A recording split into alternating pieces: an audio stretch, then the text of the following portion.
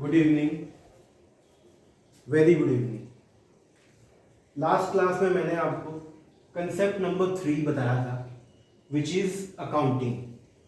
उसकी डेफिनेशन को एक बार फिर से रिपीट करते हैं और उसकी डेफिनेशन को यहाँ पे डेफिनेशन मैंने लिखी हुई है जो आपको एग्जाम में कोट करके आनी है, एग्जाम में लिख के आनी है। और ये मीनिंग हो गया उसका। अब इसको मैं और साफ सुथरे ढंग से लिखूंगा और फिर आप अपने रजिस्टर में नोट करेंगे, फिर 1 बाय 1 करके सबका डिस्कशन चालू करेंगे। तो आप मेरे साथ रजिस्टर पे लिखना शुरू करें। ये मीनिंग है पहला।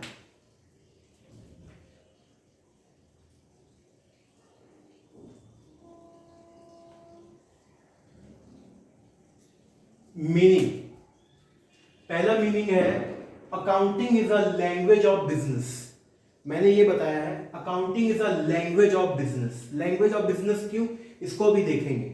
आप इसको साफ साफ लिख लीजिए, accounting is a language of business. Accounting is a language of business.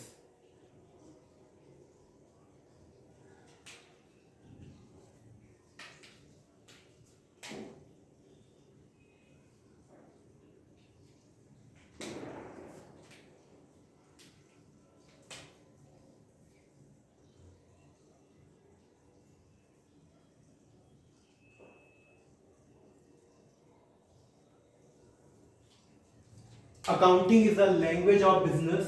Accounting is the systematic record presentation financial activity of the business. ये दो बातें हैं, ये दो बातें हैं जो डेफिनेशन में आती हैं। अभी बहुत से ऐसे इंस्टीट्यूशंस हैं जैसे AICPA, ACCA, ये वो अकाउंटिंग बॉडी है वर्ल्ड वाइड ये अकाउंटिंग बॉडी है जो अपने जरिए पूरे वर्ल्ड को ये बताया करती हैं कि अकाउंट्स की डेफिनेशन हमारे हिसाब से ये है, अकाउंट्स की डेफिनेशन हमारे हिसाब से ये है। यानी कि ये दो इंस्टीट्यूट के मैंने आपके सामने नाम लिए, ये दो इंस्टीट्यूट के। Just a minute.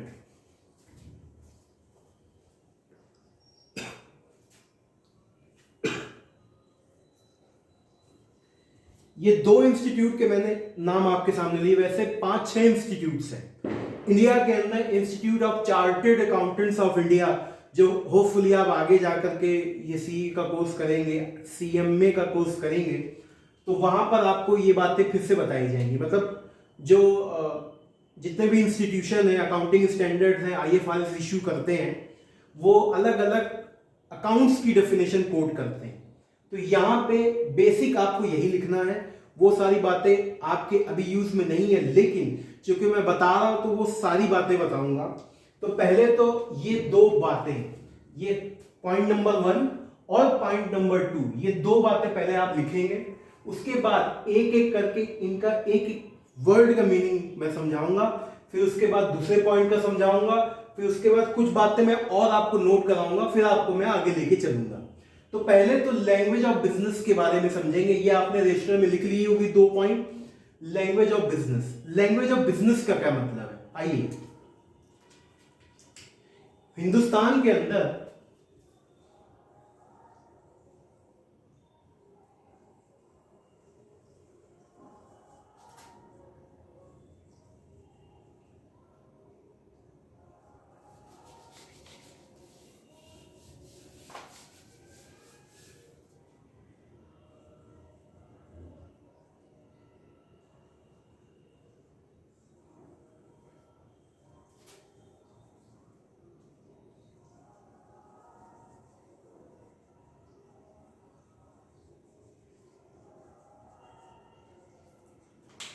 ये थोड़ा सा मैप बहुत एक्यूरेट नहीं बना है, लेकिन ये हिंदुस्तान है। ये क्या है, इंडिया है। आइए, ये इंडिया है,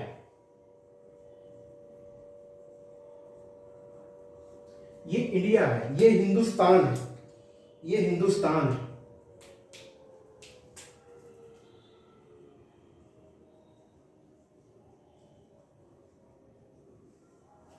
देखिए सर, ये हिंदुस्तान है, ठीक है। मैं किस बात को बताने की कोशिश कर रहा हूं, लैंग्वेज ऑफ बिजनेस। इस वर्ड को मैं बताने की कोशिश कर रहा हूं, यानी कि यहां पे पॉइंट नंबर 1 की बात हो रही। अब दूसरा पॉइंट आपने लिखा है, लिख के इसको छोड़ दीजिए। अभी पहले पॉइंट की तरफ हम एम्फेसिस करेंगे।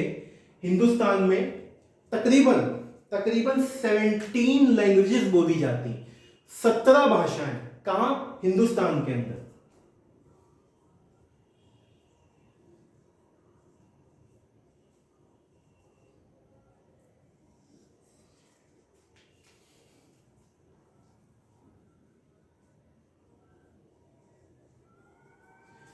सत्रह भाषाएं हिंदुस्तान के अंदर बोली जाती हैं, 17। तो आप देखें हिंदुस्तान के अंदर ये 17 भाषाएं बोली जाती हैं। कुछ लैंग्वेजेस का हम उदाहरण लेते हैं, एग्जाम्पल लेते हैं। जैसे पहली बात, हम और आप क्या बोलते हैं? हिंदी और इंग्लिश। क्या क्या बोलते हैं? हिंदी, हिंदी। और क्या बोलते हैं? इंग्लिश। और क्या बोलते हैं? मराठी।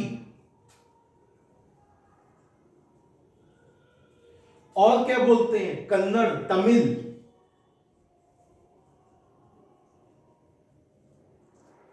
और क्या बोलते हैं? पंजाबी।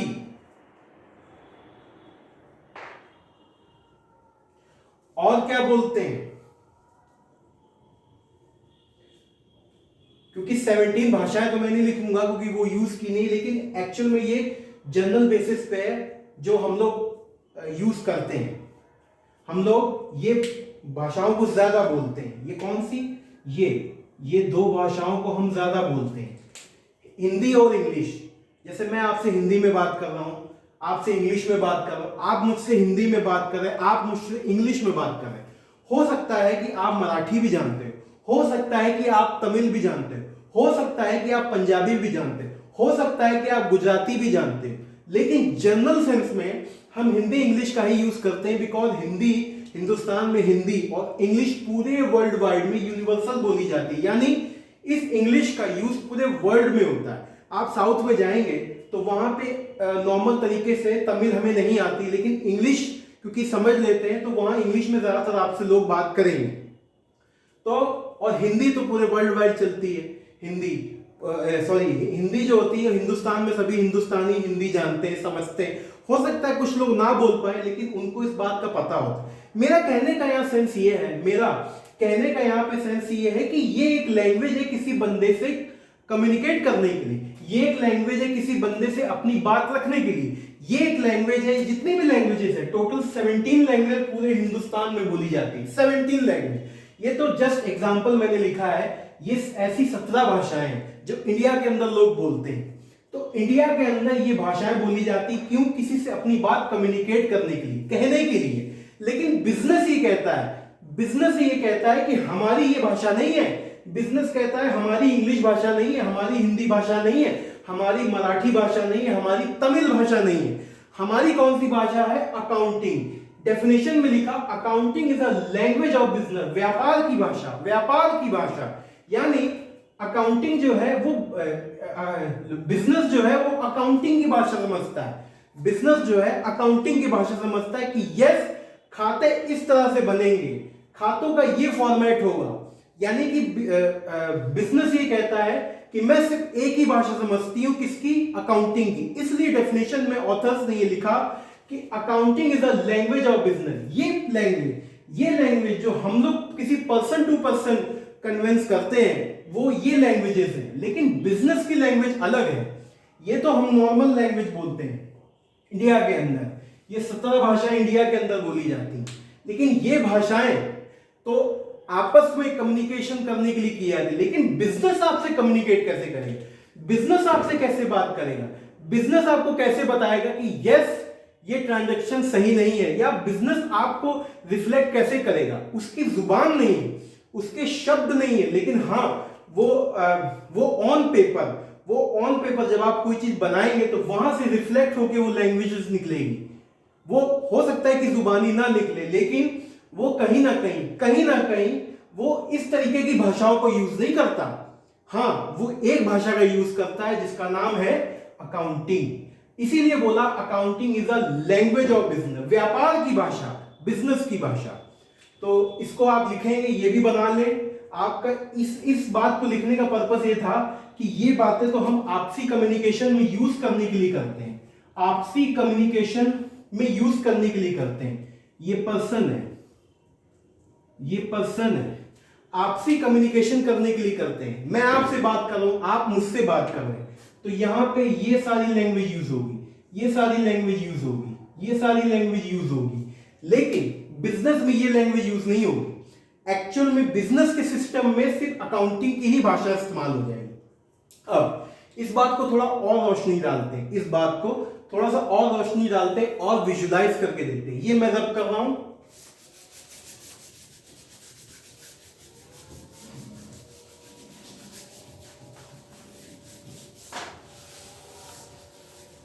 ये मैं रब कर रहा हूं।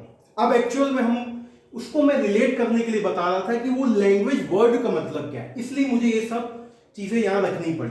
अब एक्चुअल में बिजनेस की लैंग्वेज क्या है, देखिए बिजनेस की लैंग्वेज क्या है। जैसे ये कोई पर्सन है, ठीक है ना, ये कोई पर्सन है, ये एक फैक्ट्री है, ये प्रमाइसेस है, बिजनेस की प्रमाइसेस है। ये एक फैक्ट्री है, ये धुआं निकल रहा है, ये एक फैक्ट्री है, ठीक है ना, ये एक फैक्ट्री है, ये एक फैक्ट्री है। इस फैक्ट्री के अंदर कई वर्कर्स भी काम कर रहे हैं, मतलब एक बिजनेस है, ये एक बिजनेस है, ये एक बिजनेस है। मैं अभी पहले ही पॉइंट पे हूं, मैं अभी पहले ही पॉइंट पे हूं। ये एक बिजनेस है और ये बिजनेस का ऑनर है, प्रोप्राइटर है, मालिक है, प्रोप्राइटर।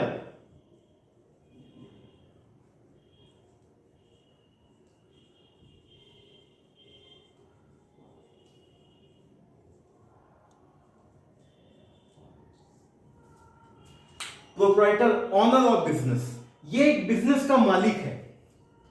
अब बिजनेस में कुछ ट्रांजैक्शंस होती हैं, जब जनरल एंट्री पे आएंगे तो वहां पहली जो ट्रांजैक्शन होती है, जब बिजनेस खोलते हैं तो बिजनेस में कुछ पैसा आता है और कुछ कैपिटल जो है उस बंदे के पास आती है। वो कंसेप्ट नंबर 1 जो पहले जनरल एंट्री होगी वो मैं वहां आपको सिखाऊंगा, लेकिन यहां पे उसका थोड़ा सा इफेक्ट आ रहा है। तो ये प्रोप्राइटर का बिजनेस है। अब बिजनेस क्या बात करेगा, बिजनेस क्या कहेगा कि ठीक है आपने मुझ पे पैसा लगाया, आपने मुझ पे पैसा लगाया और आपने मुझे खड़ा किया, बिजनेस को खड़ा किया। किसने खड़ा किया, इसने खड़ा किया, बिजनेस को इसने खड़ा किया, इसने बिजनेस को खड़ा किया। तो बिजनेस कहता है कि आपने मुझ पे पैसा लगाया, ठीक है भाई लगाया, और जितना भी प्रॉफिट होगा, जो भी लॉस होगा, जो भी प्रॉफिट होगा, क्या उसको आपने मतलब प्रॉपर रिकॉर्ड करा रहे हो। यानी कि बिजनेस ये कहता है कि जो बिजनेस प्रोप्राइटर से बात करेगा, जो बिजनेस प्रोप्राइटर से बात करेगा वो किस टर्म में करेगा। यहां तो बिजनेस खुद बोल रहा है, बिजनेस खुद नहीं बोलता, बिजनेस के खाते बात करते हैं, बिजनेस की ट्रांजैक्शंस बात करती हैं। बिजनेस में जो चीजें आप मैन्युअली या कंप्यूटराइज तरीके से बनाएंगे वो बातें करती हैं। वो तो मैं शब्दों में भी बता रहा हूं कि बिजनेस ऐसा कहता है। बिजनेस ने कहा कि ठीक है आपने एक मशीन परचेज करी, मशीन परचेज करी, तो उसका प्रॉपर रिकॉर्ड होगा, कुछ ना कुछ रिकॉर्ड किया होगा। तो वो रिकॉर्ड, जैसे कि मशीन परचेज करी तो एक असेट अकाउंट खुलेगा, ये सारी बातें मैं करूंगा, असेट अकाउंट खुलेगा, परचेज अकाउंट खुलेगा। तो वो असेट ये देखिए, ये असेट है, ये परचेज अकाउंट है। तो इन दोनों को मैं देख रहा हूं, इन दोनों को मैं ऐसे देख रहा हूं। तो असेट अकाउंट मुझसे कुछ कहते हैं, परचेज अकाउंट मुझसे कुछ कहता है। अब परचेज अकाउंट कहता है कि खर्चा हुआ है, ये परचेज अकाउंट कहता है खर्चा हुआ है। असेट अकाउंट कहता है कि संपत्ति आ गई है ना। बिजनेस में आपने कोई मशीन परचेज करी बिजनेस के लिए, तो संपत्ति आ गई। ये सारी बातें जनरल एंट्री में और डेप्थ में जाके सीखेंगे, ठीक है। अभी थोड़ा सा आप चीजों को समझने की कोशिश करें। तो तो ये परचेज खाता है, कहता है खर्चा हो गया, खर्चा हो गया, पैसा चला गया, परचेज किया है। तो ये क्या आपसे बातें करेगा? नहीं। आप इसकी समझ होगी, जैसे मैंने अकाउंटेंसी वाले पॉइंट में बताया था कि जिसको अकाउंटेंसी जानता है तो वो अकाउंटिंग की लैंग्वेज भी जानता है। तो वो खाते सामने रखोगे तो वो खाते खुद ब खुद उनको समझ में आने शुरू हो जाएंगे। यानी यहां तो मैं बोल के बता रहा हूं कि परचेज ऐसे बात कर रहा है, असेट ऐसे बात कर रहा है, लेकिन एक्चुअल में कोई जुबान से बोलते नहीं है वो, लेकिन फिर भी उनकी जो एक्टिविटी है उनमें जो मॉनेटरी वैल्यूज लिखी हैं, उनमें जो, जैसे कि परचेज किया 50 लाख की मशीन आई, तो वो जो फिगर्स लिखी वो अपने आप बोलती हैं। यानी कि वो फिगर्स ही अपने आप में जुबान है, वो अपने आप बात करती हैं। परचेज अकाउंट कहता है खर्चा हो गया, असेट अकाउंट कहता है कि संपत्ति आ गई। आप समझ रहे हैं? तो यानी कि बिजनेस की एक्चुअल में कोई जुबान नहीं है, लेकिन अपनी एक्टिविटीज से, अपने जो ऑन पेपर रिकॉर्ड्स की मदद से वो जो बोलती है वो आप समझते हैं। यानी कि उनके रिकॉर्ड्स बोलते हैं, उनके दस्तावेज बोलते हैं, उनकी वर्बली कोई जुबान नहीं, जैसे मैं बोल रहा हूं आप बोलते हैं, इनकी वर्बल कोई जुबान नहीं।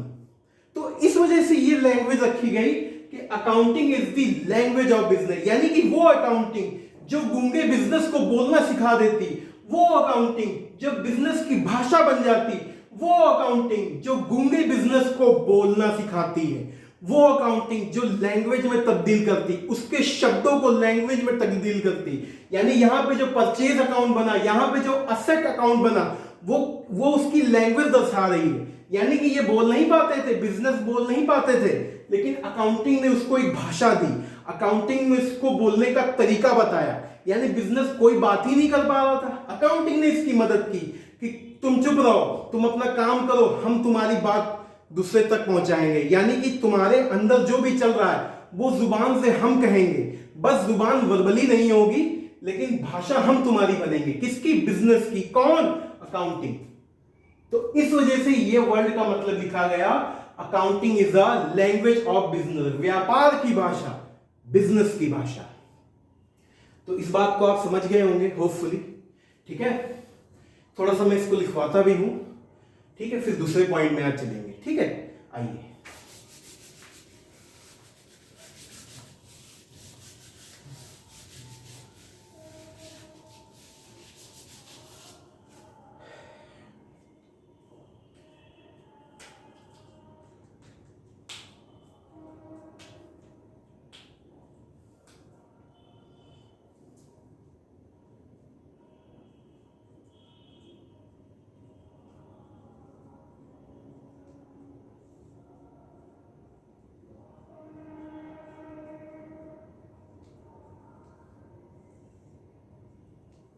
ये एग्जाम्पल जो है पॉइंट नंबर 1 का है। किसका है? इसका एग्जाम्पल है, लिखवा रहा हूं, क्योंकि हो सकता है कुछ देर बाद आप बातों को भूल जाए, लेकिन यहां पे लिखेंगे तो कम से कम जहन में तो रहेंगी, ब्रेन में तो रहेंगी। आइए।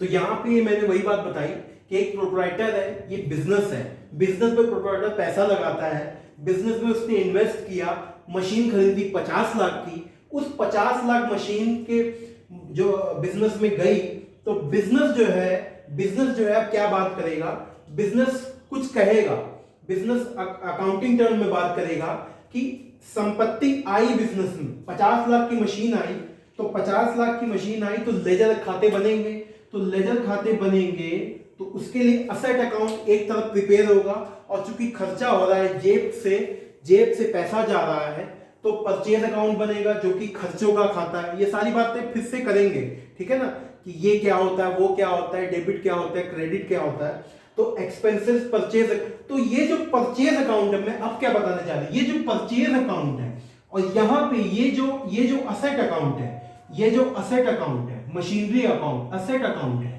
ये बिजनेस की एक्चुअल में भाषा है।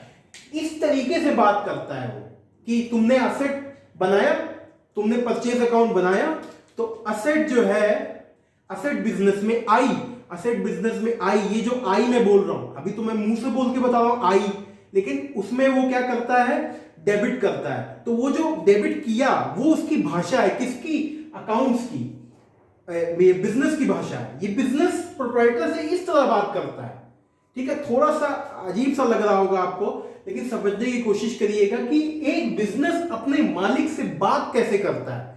वो हिंदी इंग्लिश में बात नहीं करता, वो सीधी सीधी इसी भाषा में बात करता है। तो वो उसकी भाषा कैसी होगी, परचेज खाता बनाया, उसमें ट्रांजैक्शन रिफ्लेक्ट हुई, असेट खाता बनाया, मैन्युफैक्चरिंग अकाउंट बनाया, उसमें ट्रांजैक्शन इफेक्ट हुई, तो ये जो इफेक्ट होना है, इसका कहां कहां इफेक्ट जाएगा, वो देख के प्रोप्राइटर कहता है अच्छा ये मशीनरी अकाउंट है, ये परचेज अकाउंट है, तो ये लैंग्वेज जो अकाउंट्स की भाषा जानते हैं वो देख के समझ जाएगा, यस पैसा गया, मशीनरी आ गई, तो ये चीज है। ये इस तरीके से बात करता है अपने मालिक से, अपने प्रोप्राइटर से, बिजनेस, ठीक है। तो इसको बना लीजिए, थोड़ा सा इसको और साफ बना लीजिएगा मेरी, तो फिर इसके बाद दूसरे पॉइंट पे चलते हैं, ठीक है। इसको साफ साफ बना लीजिए, है ना।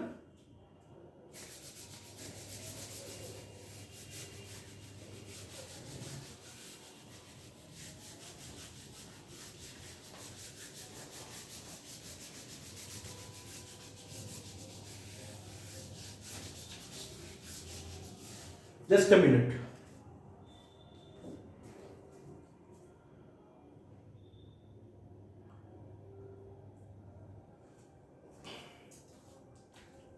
तो इस दूसरे पॉइंट पे चलते हैं, ठीक है।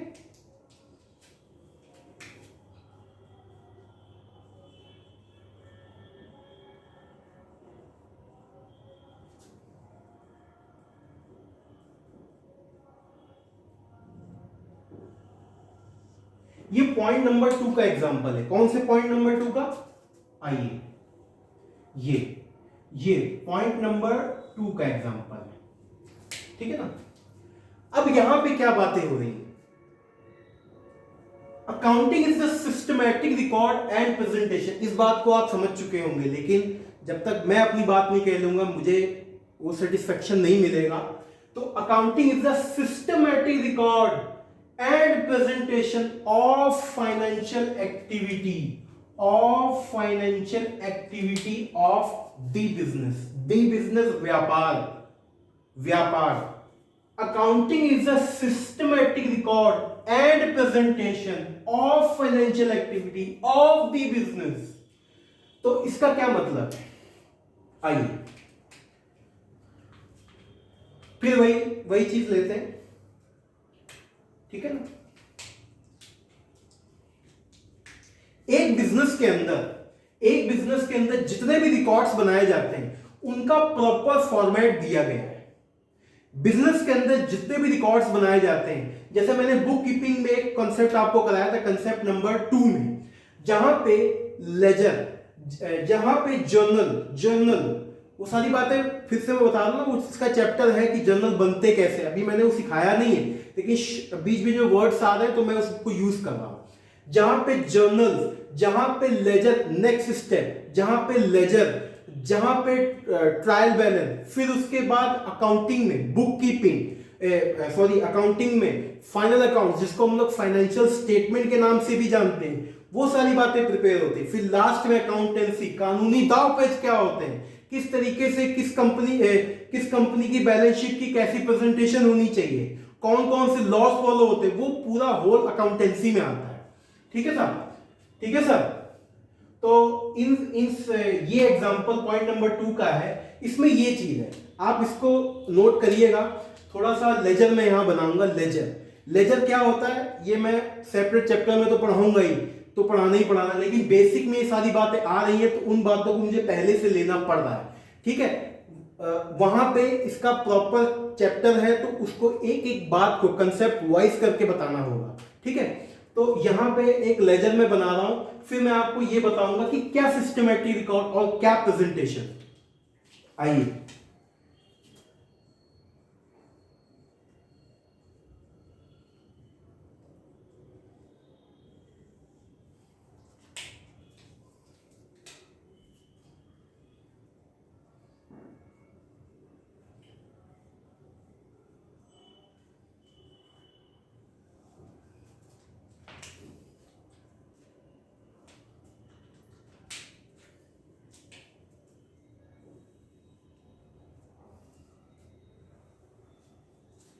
ये दो बिजनेस अकाउंट्स है सर, ये दो बिजनेस अकाउंट्स है सर।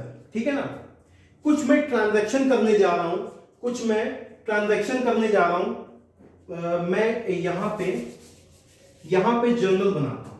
ठीक है ना, मैंने 1 जनवरी 2020 को कुछ चीजें खरीदी, नगद में खरीदी।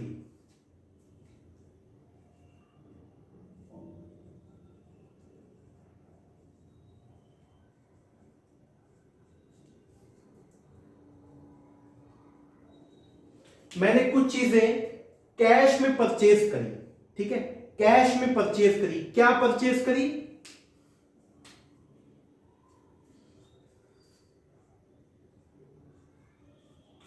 मैंने टीवी परचेज किया। ठीक है, मैंने टीवी परचेज किया।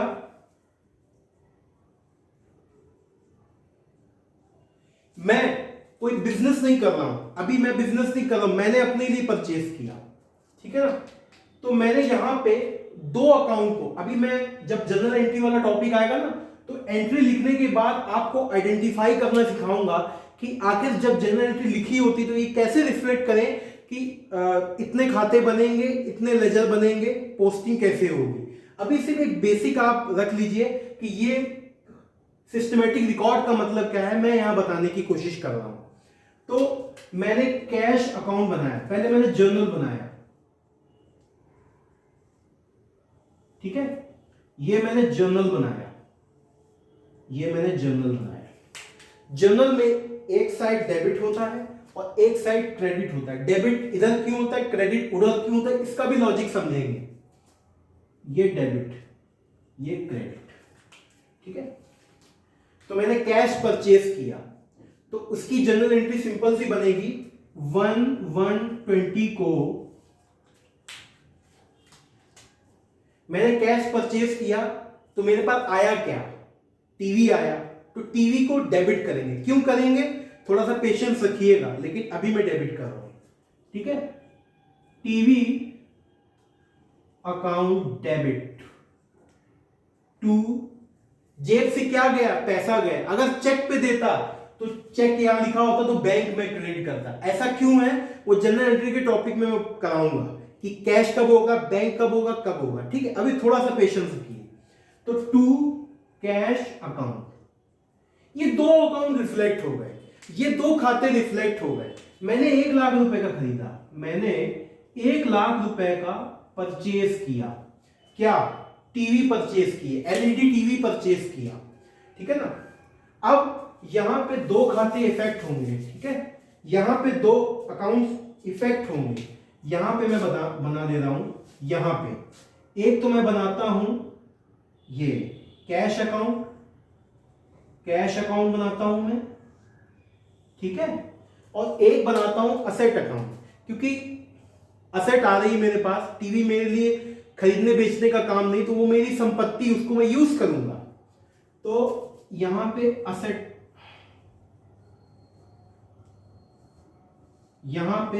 अकाउंट बना दिए। ठीक है, थोड़ा चर्चा लंबी हो रही है, लेकिन चूंकि ये चीज को मुझे लॉजिक बताना है, इसलिए मुझे ये सारी चीजें करनी पड़ रही हैं। ठीक है, तो मैंने टीवी परचेज किया, तो टीवी मैंने 1 जनवरी 20 को परचेज किया। मैंने जनरल एंट्री पास कर दी, टीवी डेबिट टू कैश, पैसा गया टीवी आई, पैसा गया टीवी आई। अब इसको मुझे इन लेजर्स में पोस्ट करना है। ये पोस्टिंग